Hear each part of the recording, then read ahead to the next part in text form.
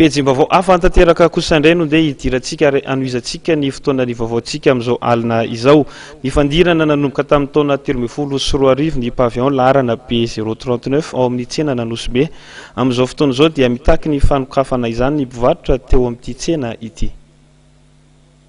Mitaky ny famerenana famoahana ny pavion laharana B830 ny mpivarotra eto amin'ny tsena Nanosebe. Nambaran'izy ireo fa Raharitiana Jean-Pierre no nahazo ny pavion laharana B830 tamin'ny fizarana tamin'ny alalan'ny antsapaka nataon'ny tompon'andraikitry ny commune tamin'ny 12 Jolay 2024 ary ara-dalàna avokoa ny taratasy rehetra eo anivon'ny commune. Tao amin'ny CUA fa misy commission natsangana zay taritin'ny SG ama zay tsena midy eo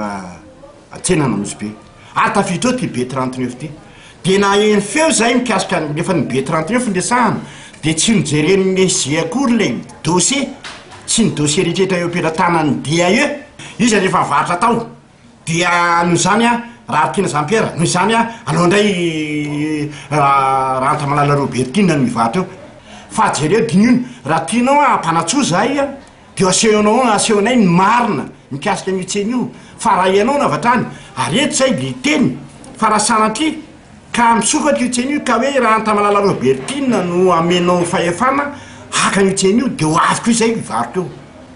itsofoka eo amin'ny tseny io na inona ataon'ny CUA ny ataon'ny CUA. Miantso ny fandraisana andraikitry ny PDS mikasika ity raharaha ity ny mpivarotra sy ny délégué ny tsena eto Nanosebe.